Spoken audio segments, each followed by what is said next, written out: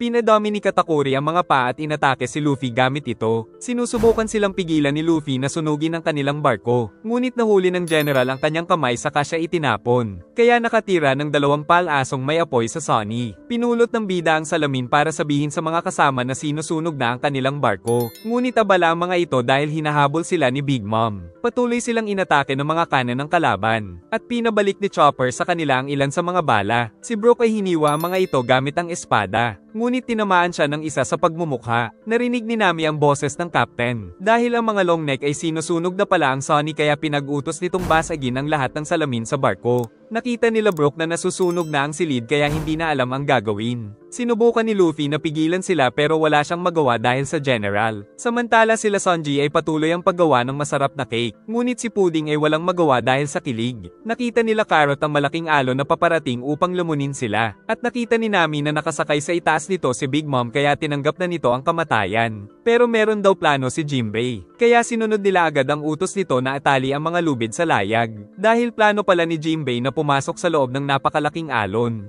Ginawa nga ito ng fishman kaya tinanggap na ng lahat ang kanilang katapusan. Hanggang sa lumunin na sila ng malaking alon ng kalaban. Subalit ligtas sila dahil para sa isang fishman ay palaruan lang ang mga malalaking alon. Dahil kay Jinbei ay nakaligtas sila sa pagkasawi. Inireport ni Perospero kay Katakuri na natalo na nila sila Jinbei. Pero nagtataka ang mga long neck dahil maayos pa rin daw ang silid sa barko nila Luffy. Kalaunan ay binasag ito ni Nami. Saka pinag-utos sa mga kasama na basagin ang lahat ng salamin upang makapag-focus si Luffy sa pakikipaglaban. Aatake pa sana ang mga long neck sa mga salamin. Ngunit tuluyan ng binasag ng mga kasama ang lahat ng mga ito. Saka sinabi ni Chopper na ayos lang sila. Kinwento ni Chopper ang ginawa ni Jinbei kaya sila nakaligtas sa mapanganib na alon. Pinakita ni Nami ang mapa para alam ng bida kung saan sila magkikita. Ngunit nahuli na siya ni Katakuri, at sinipa siya nito ng napakalakas. Pinalaki ni Katakuri ang paa at muling umatake. Pinadami din nito ang paa at pinagsisipa ang bida hanggang sa mabugbog niya ito sa sahig. Pagkatapos ay inatake pa siya ng napakalaking paa nito.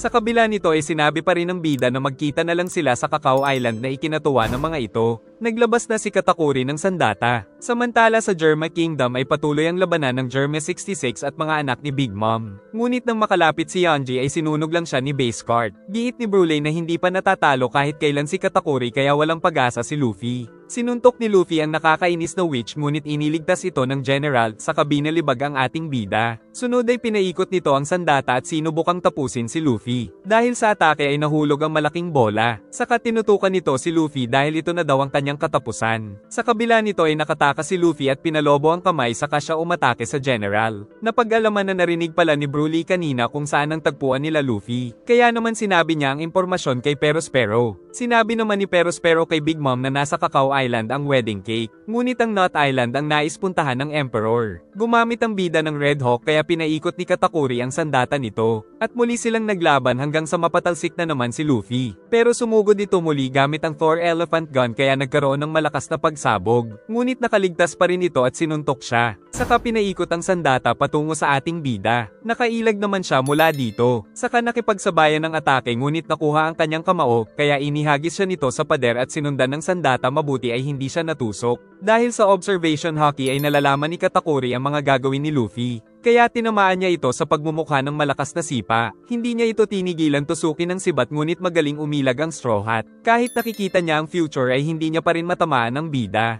Saka si Luffy naman ang umatake pero nasipa siya nito at tumalsik. Pinalobo pa ng bida ang mga kamay at pinaikot patungo kay Katakuri na sinabayan din ito ng atake hanggang sa mapatalsik ang Straw Hat. Nahihirapan daw si Luffy sa general dahil nalalaman ng kanyang gagawin. Giit ni Katakuri na nahihirapan din siya dahil magaling umilag ang bida. Pinaikot ng general ang sibat at hinamon si Luffy. Saka tumalo ng bida at aatake sana ngunit pinulaputan ni Katakuri ang kanyang kamay sa kabina libag. Hanggang sa tuluyan na siya nitong mahuli kaya tinusok siya nito ngunit napigilan pa ito gamit ang paa hanggang sa tuluyang makatakas. Nainis si Katakuri kaya ginawa niyang mochi ang buong paligid. Sinubukan niyang tumakas pero agad siya nitong nahuli. At naghanda na tapusin si Luffy pero hindi susuko ang Straw Hat. Umiiyak si Pekems nang malaman na nagpakamatay si Pedro. Nagalit si Montjor dahil ang ingay daw nito. Nagtataka si Niwatori kung bakit nagpas siyang ialay ni Pedro ang buhay para sa Straw Hat Pirates. Kaya naisip nitong kailangan nilang mag-ingat kay Luffy. Giit ni Montjor na wala naman itong binatbat kay Big Mom. Sagot ni Wattori na kung ayaw nilang mapahiya na naman ang kanilang ina ay kailangan nilang magseryoso. Samantala sila Bedge ay naglalayag na sa dagat nang makita ang mga barko ng Big Mom Pirate sa pamumuno ni Custard. Nagpaputok ang mga ito sa kanilang barko, ngunit lumaban din sila gamit ang cannon. Sumugod pa sila hanggang sa tamaan ng barko ng kalaban. Saka naman sila tumakas dahil sa pagkakataon. Pero umaasa si Custard na hindi ito makakatakas dahil sa mga territory slugs. Sumugod si Dosmarsh ngunit napatalsik siya ni Ichiji. Kaya pinaikot ang espada at inihagis ito sa Germa. Saka kinontrol ito hanggang sa tamaan ng kaharap niya. Subalit hindi pala nasaktan si Ichiji sa atake nito. Si Niji naman ay kaharap pa rin si Nostort. Saka nagpalabas ito ng malakas na hangin mula sa sombrero. Sunod ay naglabas ito ng mga karayom habang nasa ere ang Germa. Pero ginamit ni Ichiji ang kanyang malakas na kakayahan. Sunod ay tumawag sila kay Montjor at nagpanggap na natalo na nila ang Germa 66 pero ang totoo ay naubos ang mga ipinadala nila. Dahil dito ay nalaman din nilang ligtas ang Straw Hat. Saka nagpasya na silang magliyag. Pinapalobo ni Luffy ang kamay pero patuloy siyang inaatake ng Mochi. Saka ito binalibag upang hindi matuloy ang gagawin ng bida. Sunod ay pinisat pa nito si Luffy gamit ang kanyang kakayahan upang tuluyang masawi. At sinabing late na daw kasi siya sa merienda saka umalis. Tinawag ni Katakuri ang mga tauhan para dalhin sa kanya ang masasarap na merienda. Ngunit kinakabahan ng mga ito dahil lumamig na daw ang kanyang tsaa pero ayos lang daw sa Sweet General. Saka ipinagmalaki ng mga ito ang ginawa nilang masasarap na mga donut. Ngunit bago kumain ay gumawa ng isang bahay si Katakuri gamit ang mochi upang ma-enjoy niya ang merienda. Saka pinag-utos na huwag papasukin ng kahit na sino bago siya pumasok sa ginawang bahay. Kalaunan ay sumasayaw ang ipinatong na mochi ni Katakuri sa Straw Hat. Dahil kinakain pala ito ni Luffy mula sa loob. Hinanap ng bida ang Sweet General. Pero dahil sa utos nito ay hindi sinabi ng mga tauhan kung nasaan. Ngunit naamoy daw ng bida na kumakain ng donut si Katakuri sa loob ng bahay. Giit ng mga tauhan na bawal istorbohin ang kanilang boss. Tumakbo ang bida papalayo kaya natawa ang mga chef dahil natakot daw ito. Pero ginawa lang pala ito ng bida para ma-digest niya ang kinain. Sa katuluyang sinuntok ang bahay na ginawa ni Katakuri. Dahil dito ay nakita nila ang Sweet General sa loob. Patuloy pa rin sa paggawa ng pinakamasarap na cake sila Sanji. Subalit hindi nila alam na paparating doon si Oven. Dahil sa ginawa ng bida ay nakita nila si Katakuri na mukha palang palaka. Habang kumakain ito ay kumakanta-kanta pa na parang bata. Kaya nang buksan ni Luffy ang bahay ay nakaramdam siya ng kahihiyan dahil kilala siya bilang astig at malakas. Napatakbo ang mga chef dahil lahat ng nakakakita kay Katakuri habang kumakain ay pinapaslang nito. Agad nitong tinusok ang isa. Saka walang awang sinuntok ang dalawa. Dahil dito ay galit na galit siyang sumugod sa bida kaya nagtama ang kanilang mga kamao kung saan nasaktan si Luffy dahil sa lakas nito. Sa muling pagsuntok ay napatalsik ang Straw Hat at naramdaman ang init mula sa kamao ni Katakuri. Sa kanya walang awang binugbog ang bida dahil nakita siya nitong kumakain. Muling sumugod ang General para sa pangwakas na atake ngunit nakailag ang bida at nasipa siya sa bunganga. Ngunit pati si Luffy ay nagtataka kung bakit hindi na nito nababasa ang kilos niya. Kaya naintindihan na daw ng bida ang kanyang teknik. Gagamit ng Gear 4 ang Straw Hat kaya pinaulanan na siya ni Katakuri ng mga mochi. Ngunit tagumpay na itong nakapag-transform. Umatake si Katakuri gamit ang mga mochi na iniilaga naman ng bida. Saka ito sumugod sa likuran ng General at sinuntok niya ito ng kunggon.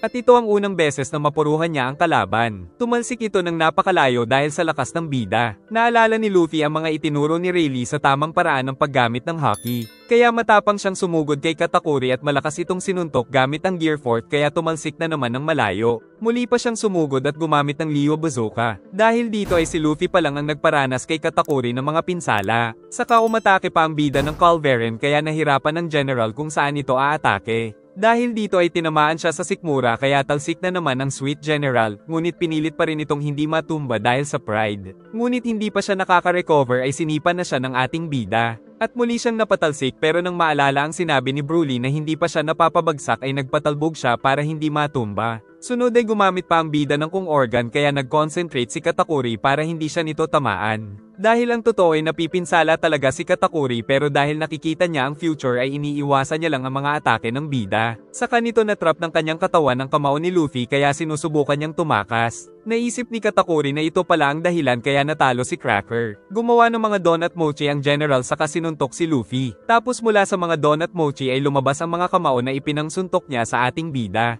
Samantala sa Cacao Island ay nagmamadali pa rin ang lahat sa paggawa ng masarap na wedding cake. Tumawag si Broly kay Pudding at sinabing narinig niya ang plano ng Straw Hat. Kumakatok sa pinto si Pound dahil nais niyang makita si Chiffon na kanyang anak pero pinipigilan siya ng mga tao. Narinig daw ni Broly na sa Cacao Island ang itinakdang tagpuan nila Luffy at ng crew nito, ngunit hindi niya alam na nakikinig si Sanji. Dagdag pa nitong hindi naman makakaligtas si Luffy dahil kalaban nito si Katakuri. Nabahala si Pudding nang malaman na pinadala din pala nila si Oven upang magbantay. Nalaman ni Oven na hindi daw nagpapapasok sila Pudding para makapag-focus sa pagluluto, kaya sinuntok niya na lang si Pound. At pinapaalis niya ito dahil ayaw niyang makita ni Big Mom ang kanyang ex-stepdad. Nag-aalala si Pudding dahil hindi pa daw natatalo si Katakuri sa laban. Giit ni Sanji ngayon pa lang daw ito makakaranas ng pagkatalo. Muling sumugod ang ating bida ngunit sinabayan lang ni Katakuri ang kamao niya. Pagkatapos ay nahuli pa nito si Luffy ng Mochi at binalibag. Di pa nakontento kaya pinaulanan pa nito ang bida ng Rainfall Mochi. Nakatakas si Luffy at muling umatake ngunit nasuntok nito ang kanyang kamao. Kaya naman siya ang tinamaan nito sa sikmura at napatalsik. Pinag-utos ni Amonde ang evacuation dahil paparating doon si Big Mom. Dahil hanggang ngayon ay inaatake pa rin ito ng sakit na hunger pangs kaya hindi niya makontrol ang sarili. Winasak nito ang mga gusali dahil naghahanap ng cake. Nakarating kay Montjor ang balita na nakatakas sila Bedge. Kaya pinag-utos nito na alamin kung anong nangyari sa Sea Slugs. Nagtataka din sila Bedge kung bakit hindi sila nahahanap ng mga anak ni Big Mom. Dahil pala ang mga Sea Slugs ay inaakit ni Praylin. Nakarating na naman kay Montjor ang balita na nawawala ang napakarami nilang Sea Slugs. Dahil dito ay hindi na talaga nila malalaman kung nasaan ang mga kalaban nila. Samantala sa ilalim ng dagat ay sumasayaw lang ang mga ito dahil sa utos ni Praylin dahil nais daw ni Aladdin na matulungan si Jinbei. Napansin ni Katakuri na lumiit daw si Luffy.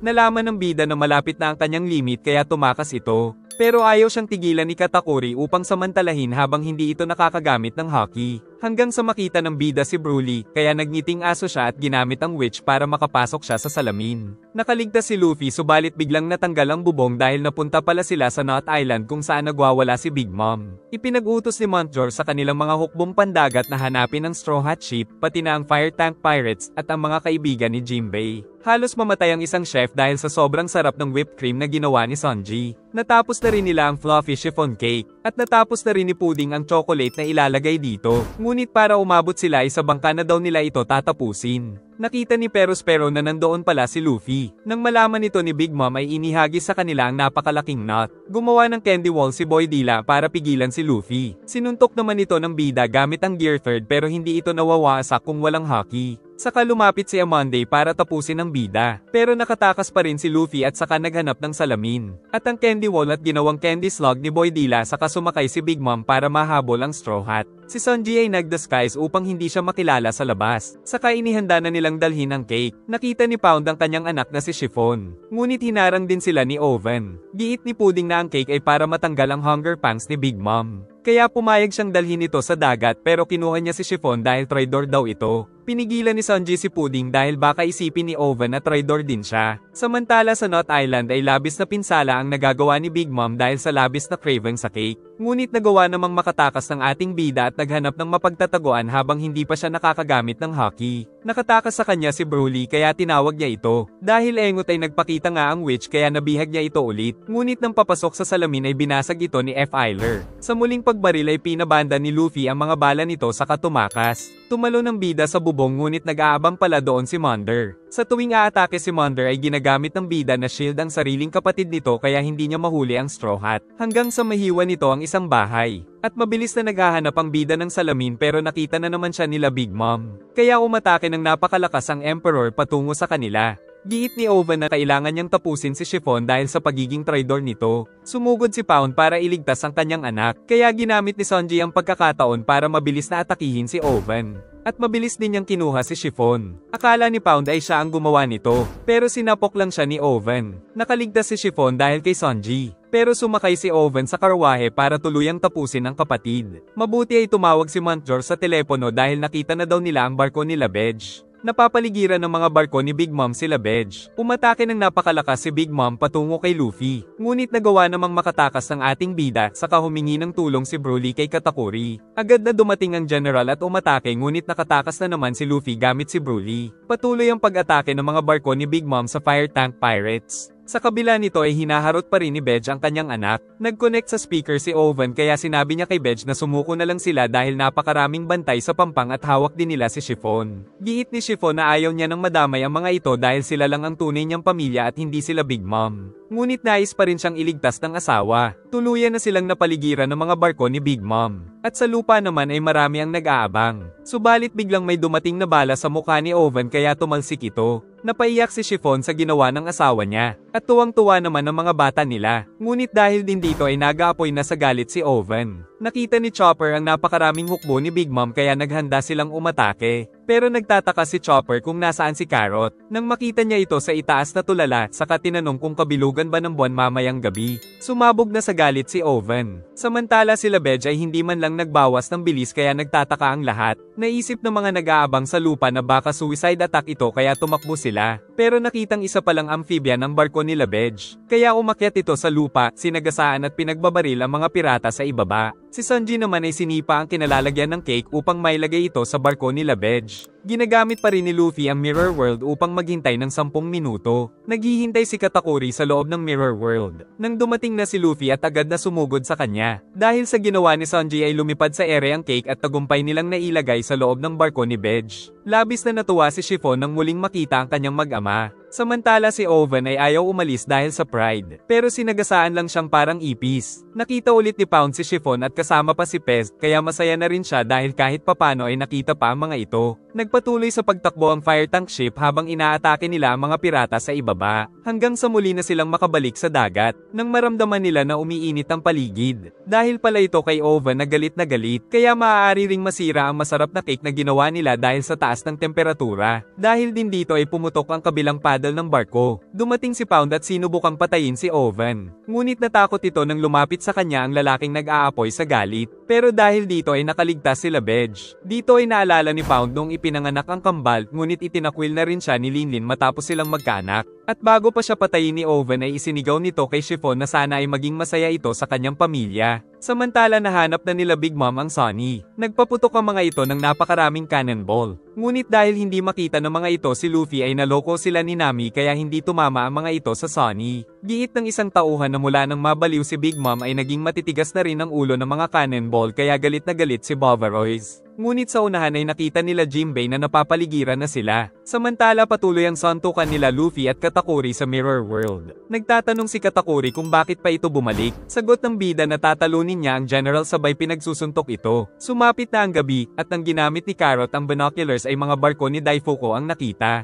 Sa likod nila Bovaroys ay nandoon din sila Smoothie. Sa utos ni Daifuku ay pinaligiran nila ang Sunny at inihanda ang mga cannon upang wasakin ang barko ng Straw Hat. Dahil dito ay naghanda na lang ang mga bida na lumaban. Biglang sinabi ni Carrot na siya na daw ang bahala kina Daifuku. Dahil pala sa kabilugan ng buwan ay nagkakaroon ng kakaibang lakas ang mga Ming. Tinitigan nito ang bilog na buwan at tuluyang nag-transform sa mabangis na anyo na tinatawag na sulong form. Ngunit kumalma ito dahil sa kabila ng lakas ay nagagawa niyang makontrol ang katawan. Namangha si Brook kaya nais niya daw makita ang panso nito kaya nabanatan ni Nami. Kaya naalala nila ang sinabi ni Dogstorm tungkol sa itinatagong lakas ng mga Ming. Tumalon si Carrot at mabilis na nagtungo sa barko ni Daifuku. Pagsugod ni Carrot sa kanilang barko ay kaagad na ipinakita nito ang nakakatakot at nakamamanghang kakayahan ng sulong form ng mga Ming. Di makapaniwala si Chopper sa kanyang nakikita. Samantala kinuha din ni Carrot ang manibela ng barko ni Daifuku saka ito tumakas. Pinalabas nito ang genie upang patayin ang Ming, ngunit nakailag ito at ang mga barko nila ang nahati sa gitna. Patuloy siyang tinukso ng Ming kaya napipinsala nito ang sariling mga barko. Sa Sunny ay napapahanga si Nami dahil sa strategy ni Carrot. Giit ni Jinbei na kadalasan sa Mink na gumagamit ng sulong form ay walang kontrol sa sarili. At nagsasanhi din ng transformation na ito ng kamatayan sa isang Mink. Nang malaman nito ni Brook ay tutulungan niya daw si Carrot kaya tumalon ito at ginamit ang mabibilis na mga paa upang hindi mahulog sa dagat. Nang maabot sila ng range nila Bovaroys ay umatake ang mga ito ng mga cannonballs. Samantala napatalsik na naman si Luffy dahil sa lakas ni Katakuri. Saka nagpalabas na naman ito ng mga donut ngunit pumikit lang ang bida para mag-concentrate. Subalit tinamaan pa rin siya ng malakas na suntok ng general. Pero hindi pa rin sumuko ang bida at nagpatuloy sa mga pag-atake. Ngunit nasuntok na naman siya ni Katakuri. Saka nagpalabas na ito ng maraming donut. Patuloy ang pagpapaulan ng mga cannonball patungo sa Sunny. Samantala si Big Mom ay nanghihina na dahil sa gutom. Nabalitaan ni Perospero na paparating na rin ang cake na ginawa ni Pudding. Ngunit ang cake daw na ito ay sakay ng barko ni Bedge kaya nagalit si Boy Dila. Samantala nagmamadali na rin sila Sonji na matapos ang cake. Maglalagay sana ng lason sila Bej pero hindi pumayag si Sonji. Dahil nais ng cook na matalo si Big Mom dahil sa sobrang sarap ng cake. Nag-away ang dalawa ngunit nang matikman ni Bej ang ginawang cream ay natumba si Bej kaya nagalit ang mga bata nito. Sinabi ni Bej na pwede na siyang mamatay dahil sa sobrang sarap nito. Giit ni Sonji na pwede nilang ituloy ang assassination pagkatapos kumain ni Big Mom ng cake. Samantala patungo na sila Zeus at Prometheus kay Big Mom. Ang mga barko naman na napinsala ni Carrot ay nanganganib lumubog. Pinabanda ni Chopper ang mga cannonball pabalik sa kanila saka pinasabog nito ni Nami gamit ang kidlat. Habang si Carrot ay nagpatuloy sa pag-atake sa mga ito. Si Brook ay tumugtog kaya nakatulog ang mga kalaban. Si Carrot naman ay patuloy sa pagtapos sa kanila. Ngunit napapagod na siya kaya nagmadali na siya na tapusin ang mga barko. Hanggang sa mapaluhod saka naman umatake si Daifuku ngunit nailigtas ito ni Brook at dinala sa kanilang barko. Natuwa si Nami dahil sa ginawa ni Carrot at nais na daw magpahinga ng mink pero nais daw munang makita ni Brook ang ponso nito kaya nasapok na naman. Samantala si Big Mom ay biglang tumalon nang maramdaman ang dalawang alaga at bumilis na rin sa pagkilos si Big Mom dahil pumapayat na ito. Nag-transform na espada si Napoleon at si Prometheus naman ay naging kanyang buhok. Saka ito nagtungo sa kanilang barko na galit kaya hindi alam ng mga bida ang mararamdaman. Giit ni Jinbei na maghanda silang iwan ng Sunny. Tapos binuksan ni Big Mom ang Sunny upang hanapin ang wedding cake. Samantala si Luffy ay patuloy na binubugbog ni Katakuri. Pumikit si Luffy at nagsimulang mag-concentrate. Ngunit sa isang iglap ay nahuli siya ng general. Kaya pinalobo nito ang sarili ngunit gumamit ng haki ang kalaban at pinalakpak siya ng parang lamok. Saka muling pinalobo ang katawan para makatakas. Ngayon naman ay pinagtitira siya ni Katakuri ng finger pistol nito. Saka ginawang Gatling gun ang isang kamay at niretrat ang bida. Giit ni Jinbei na wala doon ng cake. Sagot ni Big Mom na kung wala doon ng cake ay papatayin niya si Boy Dila na nagsabi nito kaya kabado ang pangit. Pinaapoy ni Big Mom ang espada saka umatake ngunit matapang itong hinarap ni Jinbei. Pero dahil sa lakas ni Linlin ay talsik ang fishman. Muntik na nitong tamaan si Brook. Saka nag-alala si Nami dahil nasa silid si Carrot. Kaya sila ang inatake nito. Nagsimula ding masunog ang Sunny dahil kay Prometheus. At muntik na nitong makuha si Nami kaya iniligtas ni Chopper. Ngunit naisip pa ni Big Mom na gawing koleksyon ang reindeer. Naisip ni Perospero na kapag lumubog ang Sunny ay makakaligtas siya sa sinabing kasinungalingan. Si Jinbei naman ay gumamit ng teknik para atakihin si Big Mom at apulahin ang apoy. Matapang na sumugod ang fishman at sinuntok ng napakalakas ang Emperor sa makapal na tiyan nito. Na sa sobrang lakas ay nagawang mapatalsik si Big Mom kaya iniligtas ni Zeus. Ngunit pinahaba ni Linlin ang espada dahil balak niyang hiwain ang barko para mahanap ang wedding cake. Naisip naman ni Nami na muling gamitin si Zeus. Pero kinuryente nito ang dalaga dahil ayaw na daw niyang magpaloko. Pero si Brook pala ang nakuryente. Naalala ni Brook na hindi niya magagawang mapinsala ang balat kalabaw na si Big Mom. Kaya tinanong niya na lang ito kung pwedeng makita ang ponso nito. Nang tumalon si Brook ay tapos niya na daw makita ang ponso. At pagbalik ng espada ay nahiwa na pala nito si Zeus. Dahil sa kakayahan ni Nami ay nagkaroon ng kidlat sa paligid ni Zeus. At tuluyan nang nag-discharge ang ulap kaya nakuryente nito ng napakalakas si Big Mom. Pinagbabaril ni Katakuri ang ating bida gamit ang Gatling nito. Kaya pinagsusuntok din siya ng bida ng napakatagal gamit ang Gatling technique. Saka nag-teleport sa likod at sinipa ang ating bida. Tapos nagpalabas pa ito ng napakaraming donut para magpalabas ng napakaraming kamay. Saka tuluyang umatake kay Luffy pero hindi susuko ang Straw Hat.